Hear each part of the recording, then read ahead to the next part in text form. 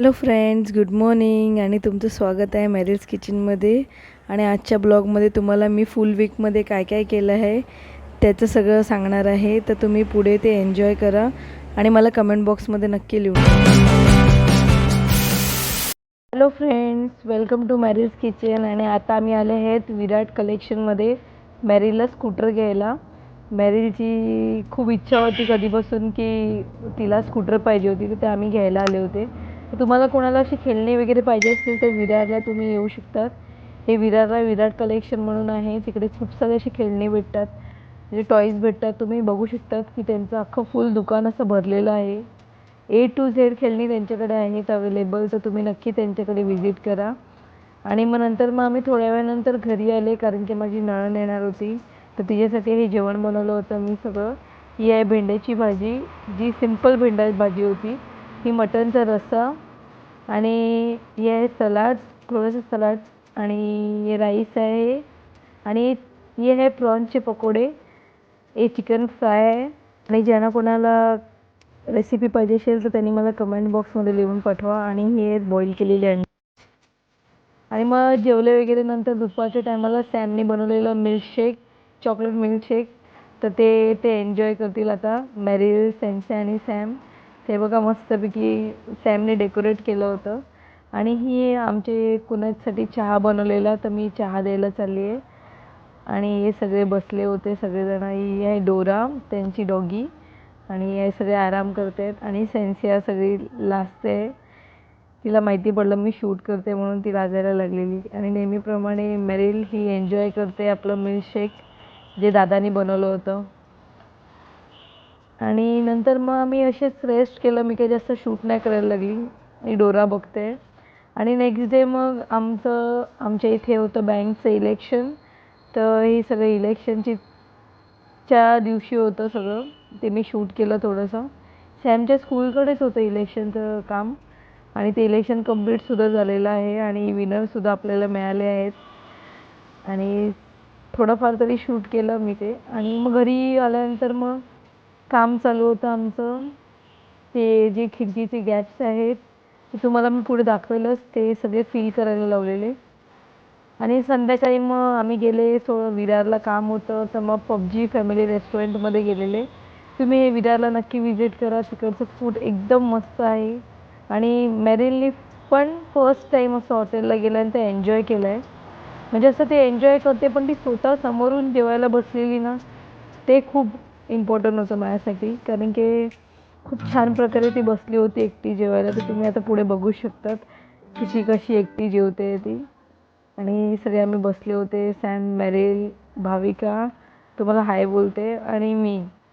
आणि आम्ही खूप फूड ते एन्जॉय केलं. तर तुम्ही पण नक्की पबजी फॅमिली रेस्टॉरंटमध्ये तुम्ही नक्की विजिट करा. विरारला विवा कॉलेजच्या समोर आहे जुनं. तर तुम्ही तिकडे नक्की जा. थँक्यू गाईज की तुम्ही मला या आधीच्या शॉर्ट व्हिडिओवरती तुम्ही खूप प्रेम दिलं त्यासाठी. आणि खूप जणांनी व्ह्यू वगैरे केलेलं आहे. तर थँक्यू सो मच. आज आम्ही आलेले आहेत मामाला घेऊन हॉस्पिटलमध्ये. त्यांचं ऑपरेशन झालेलं ते तुम्ही माझ्या गेल्या व्हिडिओमध्ये बघितलं असेल. उत्तम गोरेच्या व्हिडिओमध्ये त्या मामाचा बड्डे होता. त्यांना आम्ही घेऊन आता इकडे बॉम्बेला आले आहेत स्पोर्ट्समॅन्समध्ये. तुम्हाला मी तिकडचा व्ह्यू दाखवते, थांबा. तर इकडे या हॉस्पिटलमध्ये आम्ही आलेले आहेत. ज्यांना कोणाला अशी ट्रीटमेंट करायची असेल किंवा हाताची, कमरेची वगैरे अशी ट्रीटमेंट्स करायची असेल तर इथे हॉस्पिटलमध्ये तुम्ही येऊ शकतात. खूप असे छान असे डॉक्टर आहेत इथे.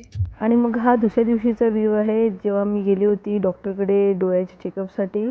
कारण की मला ठाण्याचं अपॉइंटमेंट असते तर तिथे जायचं असते. म्हणून त्याच्या आधी मला सगळं चेकअप वगैरे करून मग जायचं असते. तर इथे आम्ही आले आहे डॉमिनोजमध्ये थोडंसं पेटपूजा करायला. कारण की खूप भूक लागली होती, दुपारी गेले होते म्हणून. तर ही आहे सलोनी, माझ्या मामाची मुलगी. हिला तुम्ही माझ्या व्हिडिओमध्ये पहिले पण बघितलं असणार. आणि आम्ही तिघीजणीच गेले होते. आणि नंतर मग संध्याकाळी मी आली होती इकडे शॉपिंग करायला. थोडंसं शॉपिंग करायचं होतं महाकालीमध्ये. तर तुम्हाला हे विरारला शॉप भेटेल.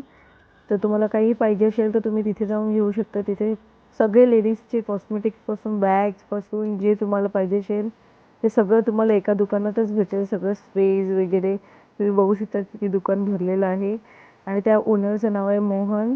तर तुम्हाला जर याची डिटेल्स पाहिजे असतील तर मी तुम्हाला सांगते की हे विरारला आहे. कोणाला देखील सांगितलं तरी माहिती पडेल. आणि मग तिकडनं आल्यानंतर मग जेवणाची तयारी. तर इथे मी बनवते आता मटण. पण मटण बनवते आहे ते मातीच्या भांड्यामध्ये बनवते आहे मी. ते तुम्ही बघा ते कसे बनवते आहे मी. तर पहिले मी तेल टाकलं आणि ते फुल पसरून घेतलेलं आहे. मग त्याच्यानंतर हे जिरं टाकलेलं आहे. मी हे टोप गॅसवरती नाही ठेवलेलं आहे, प्लॅटफॉर्मवरतीच आहे. पहिले कशी रेसिपी मी बनवते ती बघा. ती राऊंड बनवते आहे मी, म्हणजे असे मिक्स करून नंतर एकदाच आपल्याला ठेवायचं आहे. तर मग हा टाकलेला आहे कांदा आणि हे मटण जे मी बॉईल करून घेतलेलं आहे 4 शिटीमध्ये. तर तुम्ही जसं मटण असेल त्याप्रमाणे शिटी घ्या. तर आमच्या इथे जर मटण असं खूप छान भेटते म्हणून मग मी 4च शिट्टी घेतलेल्या आहेत. आणि मग इथे टाकलेलं आहे मी आलं लसणाची पेस्ट. आणि आलं लसणाची पेस्ट टाकल्यानंतर मग मी टाकते आता मसाला.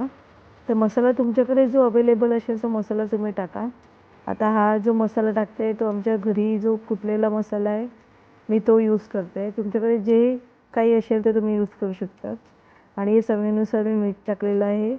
आता हे सगळं व्यवस्थित एकजीव करून घेऊया. मिक्स करून हाताने मिक्स करून घ्या व्यवस्थित.